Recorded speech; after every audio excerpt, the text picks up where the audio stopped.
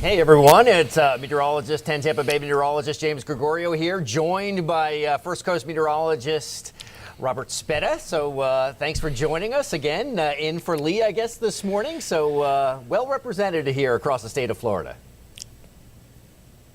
Yeah, in for Lee, also in for Mike. I actually just jumped on here. Didn't realize I was going to be hanging out with you until about 10 minutes ago, so pretty excited to be here with you. Hey, here's the good news. The weather is nice across the state of Florida today, right? Yeah. So we got good weather to talk about for now. That's the plus side of things. Right, exactly. You got any big events going on there in the Tampa area this weekend, James, that people could probably be heading out to or anything like that? Yeah, we've got a lot of events going on, a lot of boat parades, a lot of things like that, but we don't have, obviously, the Bucks playing this Sunday. We played Thursday night.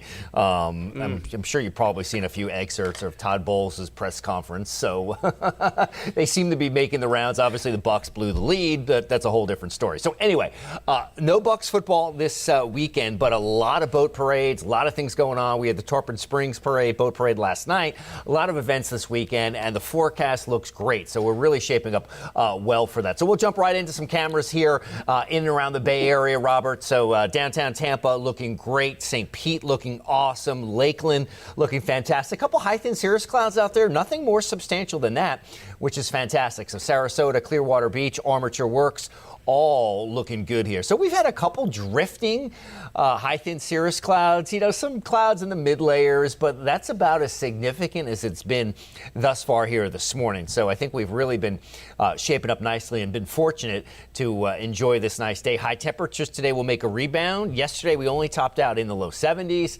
Today I think we make a run for the upper 70s. So nice little pop in the temperatures before we get that strong cold front that comes through early next week, and that's going to drop our temperatures certainly as we head in towards Monday and Tuesday as well. So those temperatures will certainly take a pretty significant dip as we head into early next week. However, currently they look great. St. Pete at 70, McDill at 74, at 75 in Lakewood Ranch right now. Sarasota at about 76. Ooh. So nice little pop in the numbers, huh? Yeah, our normal high should be about 74, 75. So I think we're going to make a run inland. Areas like Frostproof, maybe Sebring could get close to 80 degrees today. So not bad, huh? That's why it's called frostproof. That's exactly it right there. Exactly. 75. Woo. Yeah. So you guys aren't going to be quite as warm today, unfortunately, I think. Yeah, we're a little bit cooler. In fact, we got clear skies out there. We had temperatures in the 30s this morning. A chilly start to the day. In fact, I will show you my camera. Let's pop this up because we have clear skies. Jacksonville Beach looking beautiful right now, and that's what I'm actually showing right here. Look at that. Some people out there, but there's one person right in the middle of the screen here. Two people. They're wearing shorts. I mean, it's Florida. You wear your shorts all day you want. But it is still kind of chilly out there this morning. But we're warming up to 73 degrees this afternoon in Jacksonville. And overall, the weekend looking good. Look at the 74. Now, unlike the Bucks, and if you're in Tampa and you're craving some football this weekend, the Jags are playing here on Sunday, and the weather is looking gorgeous for it. I don't know if you know, James, we got that pool inside the stadium. We got two pools in the stadium. Fantastic. I think the water, they're not heated. That's okay, so though. I don't know if I want to jump in. Yeah. That's all right, though. Maybe they could be a cold plunge, right? After an overnight low of 37. Yeah, a little polar plunge in there. Losers got to take the plunge. A little bit cool. Yeah, a little bit cool. Losers take the plunge. Exactly. No, that is cool. That's definitely a nice feature of your stadium, no doubt. All right, let's roll through the Futurecast a little bit here. We'll take a look at how we're faring as we head towards midday and mid-afternoon here. We got a few clouds in place here, and that's kind of the game that we're going to play all day long here today. So a different sort of game. No football here. We're playing the weather game at 3 o'clock. You notice those northeast winds at about about 6. They're on the mild side. Really not much of an issue. As we move in towards 5:30, if you're heading out for dinner or what have you, all looking good here. So not much of an issue there.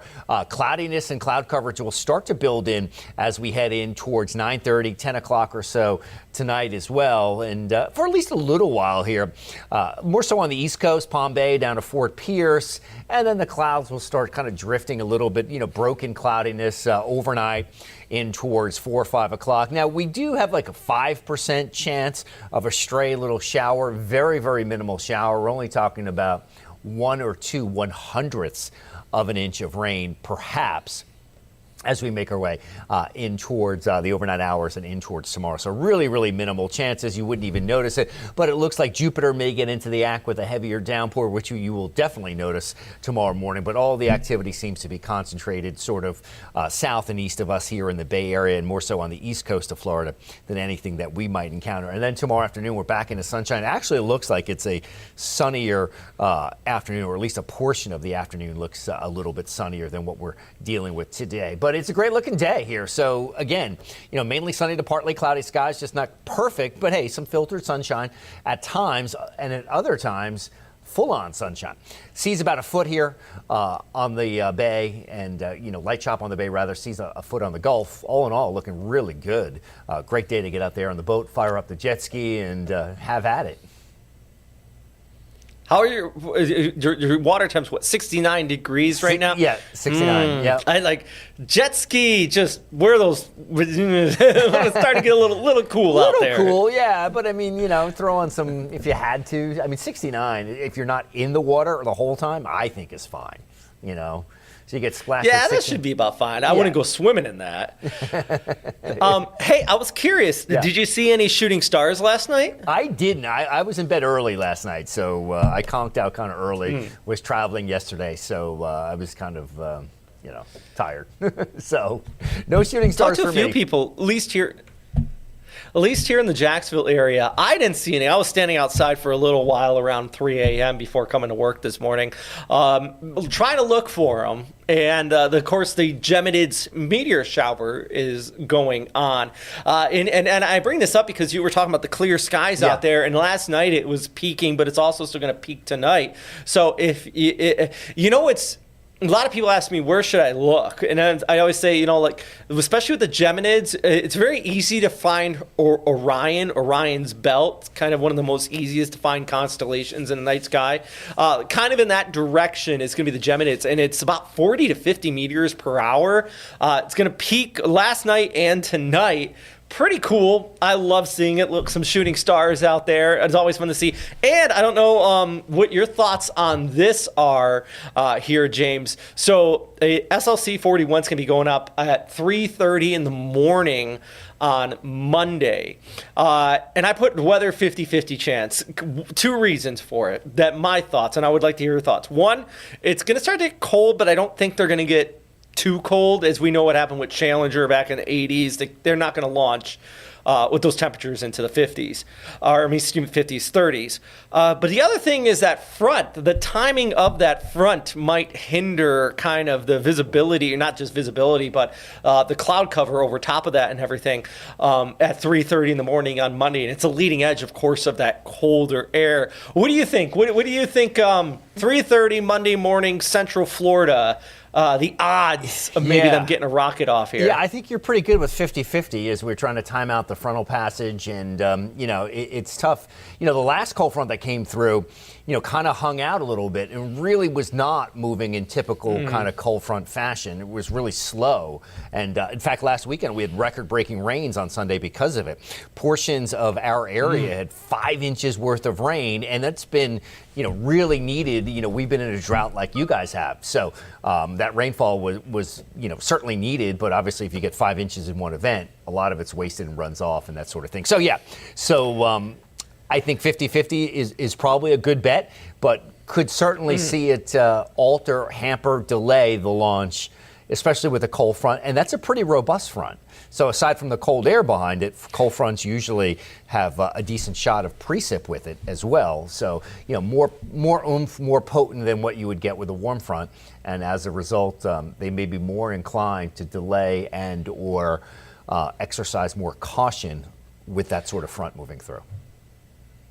It's always those 3:30 in the morning ones, though, that because this one's going to be going north, so it might be hard to see it in Tampa. But I know in Jacksonville, it's one of those ones that kind of splits the sky, and you get that jellyfish cloud out of it. Right, especially right. with the Atlas V being it's always fun to see. Yeah, no doubt. It's super cool. I don't think we'll be able to see it much here, but maybe our inland folks, maybe on the eastern side of Polk County, let's say, and closer to Orlando, and perhaps portions of the I-4 corridor, you may be able to get a glimpse, which would be cool.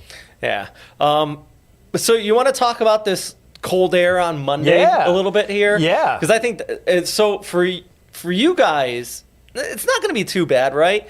What did you say? If you already said it, I apologize. What are we going for our low in Tampa on Monday? Well, Monday and Tuesday. I think Tuesday morning might actually be the colder morning than Monday. So Tuesday morning, Tampa, I think, might only get down to the upper 40s, maybe 50. But, up towards the Nature Coast, we're going to see those temperatures get down probably in the upper 30s and perhaps into the low 40s. So really kind of depends where you are. We tend to stay a little milder here, right around the bay. So, closer to the Gulf as well. But further to the north and inland, I think they're going to see some chilly temperatures Monday morning and also more so Tuesday morning. I think those numbers kind of peak early on Monday. Front comes through, fall, and then into Tuesday morning as well. So definitely some chilly stuff, no doubt. So, cold. 'Tis the season, almost officially winter, right?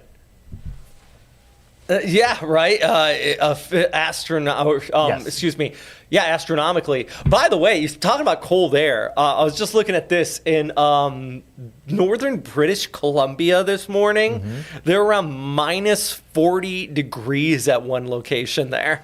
Actual air temp, not wind chill. People say the weather could be worse. Exactly. That's without wind chill, yeah. So that's that lobe of the polar vortex that kind of, we'll jump into the upper air pattern in a little bit, but that's that lobe of the polar vortex that has just been creeping down. And then what we'll show you is that thankfully that moderates a little bit and the upper air pattern sort of goes a little more zonal, and you don't have pieces or lobes of the polar vortex kind of zipping down further to the south and driving in some of that wickedly cold air. I do hope it moderates. Exactly. Moderates just a little bit by the time it gets here. Right. In fact, I'll show you this graphic. Yeah.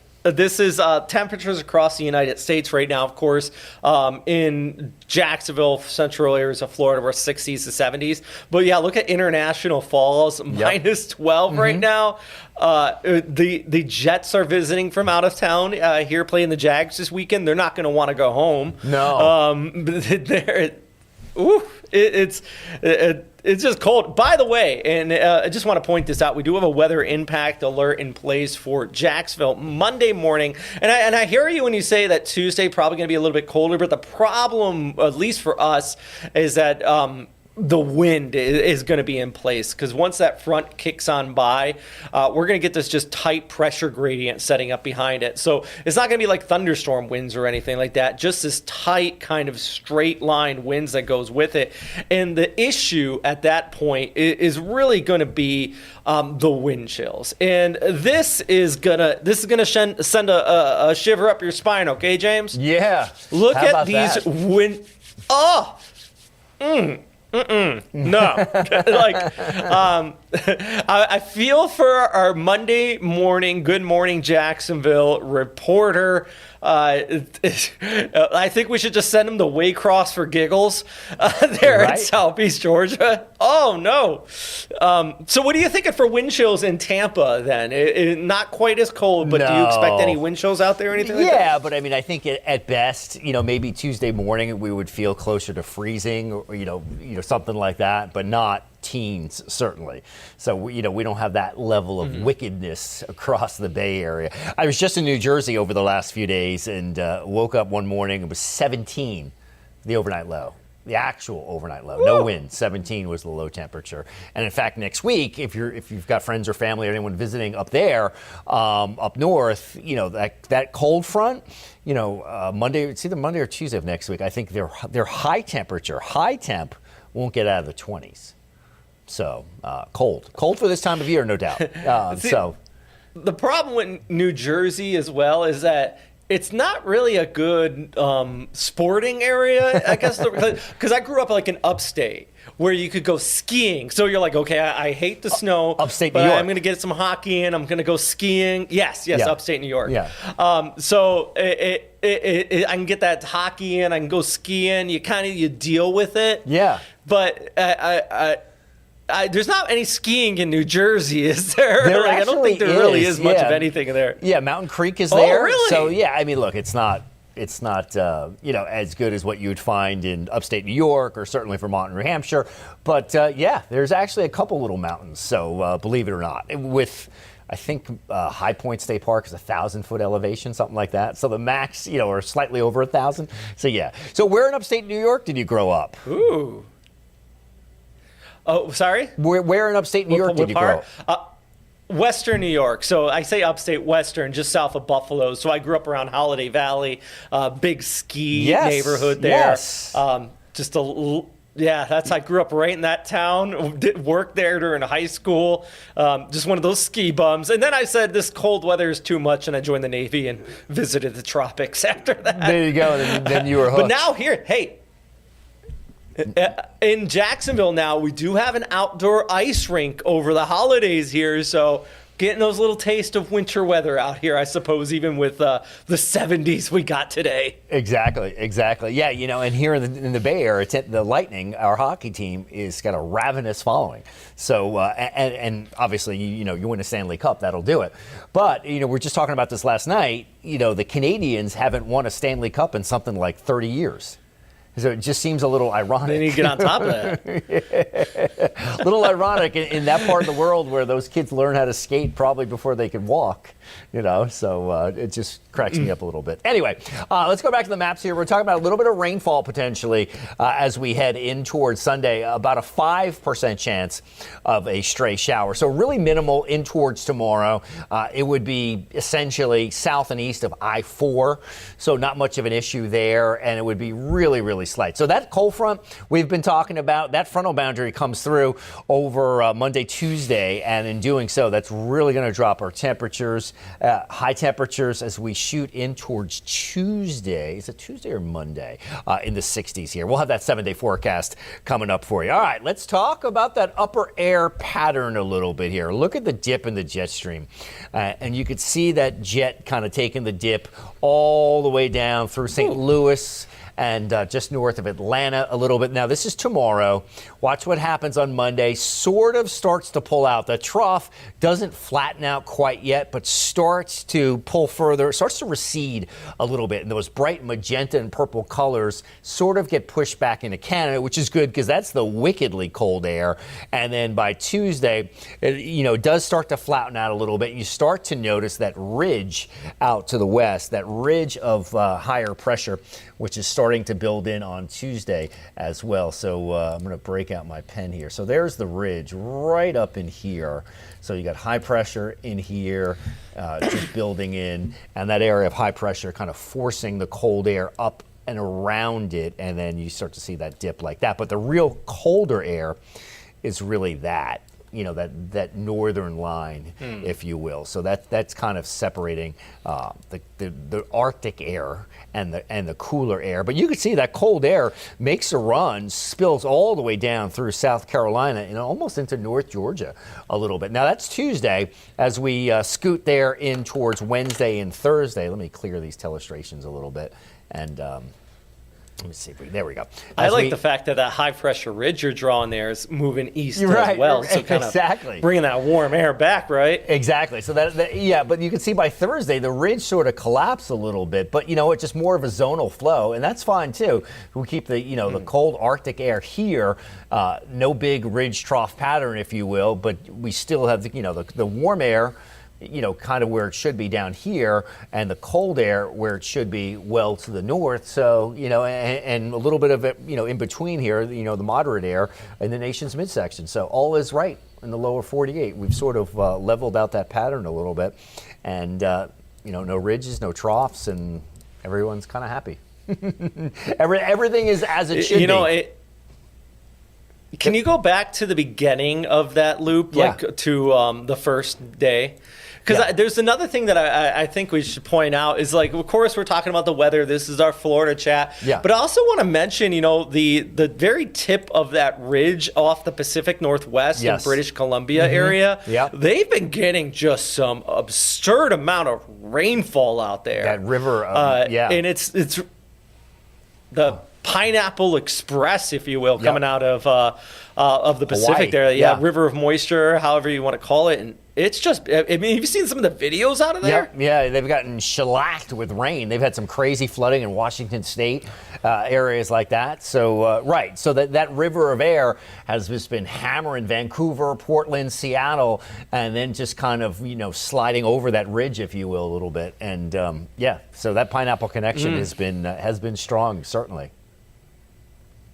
Yeah, it's been it's quite impressive how, like, this is all tied together, that weather over there. And at least when you mention things going back zonal, that also is going to help improve their weather, same as improving our weather. We don't get these big waves in the jet stream here. But, cold. I mean, they're getting the wet stuff. Cold up north. I guess that puts in perspective our wind chills into the 30s to 20s on Tuesday. Right. Could always be worse, I suppose. Could always be worse. And let's take a look at the travel forecast because, a lot of folks, 'tis the season, right? A lot of folks will be traveling. So as we move in towards, later this afternoon, notice that little snowmaker in Chicagoland or south of Chicago in towards St. Louis. High temperatures, or close to high temperatures, I should say. St. Louis at 22 at 2 o'clock this afternoon. Columbus, Ohio at about 30 degrees. And then dropping at 4, Columbus is at 27.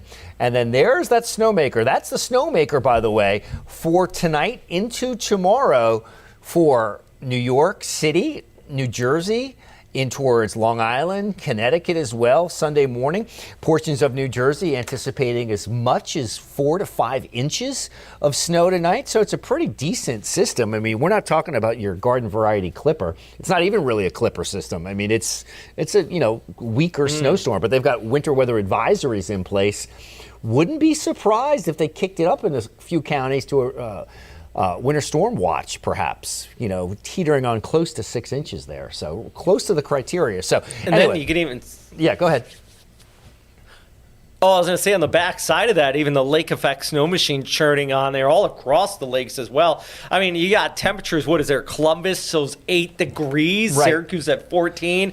And I know the lakes are definitely not froze over. The water temperatures there are still into the 30s, up near 40 across Erie and Ontario. So I wouldn't be surprised if they full on turn on the lake effect snow machine on the back side of that low. It's going to be just some messy travel weather since we're talking about the travel forecast. Yes, there. Yeah, no doubt. And I'm sure you know this with ties to the area, Erie especially. Erie hasn't frozen in the last at least couple years. It might be 3 years now since Erie has frozen over, Lake Erie. So, with lake temperatures, and I think it was either last winter or the winter before, they might have had their warmest lake temperature at close to 40 degrees on whatever the date was. So it was very mild. Yeah. So they've had a tough. So why is that important for our friends and viewers here in Florida if they're just interested in it? Lake effect snow doesn't happen if the lake is frozen. So if there's no moisture source, it's a little juxtaposition, right? Right. It can't happen.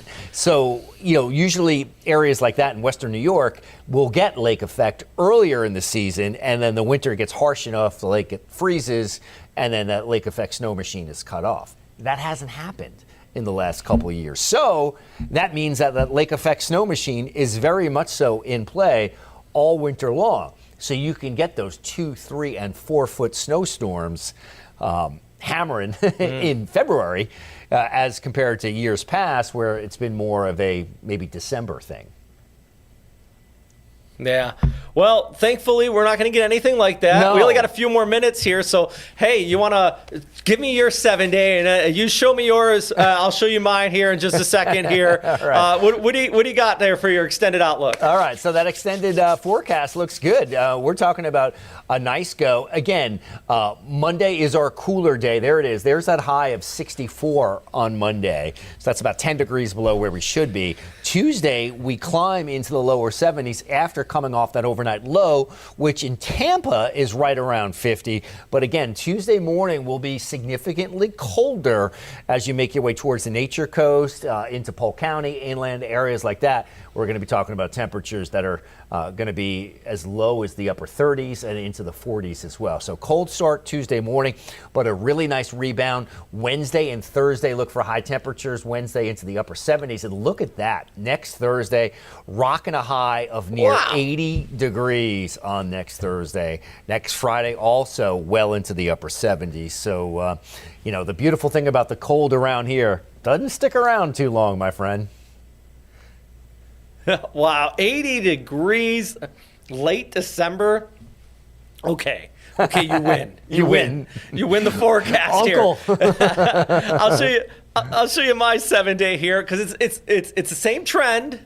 I was bragging about our 74 today, and then you whip out an 80. All right, Sunday's got 74, but then Monday is 34 for the low, and a lot of people have been asking me, like, well, today was down into the 30s. What's the difference? It's that north 10 to 20, could be even gusting 25 along the coast at times, which brings the wind chill into the teens, but we do climb back up. So same general trend, just not to 80 like you. So you definitely win in the nice weather game out here, James. Exactly. As we like to say, the trend is your friend, right? So both in Jax and here in the Bay Area, it's a short little cold snap. As we showed you on the upper air pattern, we kick that trough out of here. The cold air retreats as well, and all is right, and we return back to some relatively warmer temperatures. All right, so it has been awesome spending some time with you, my friend. Thanks for joining us here on Weather Impact Live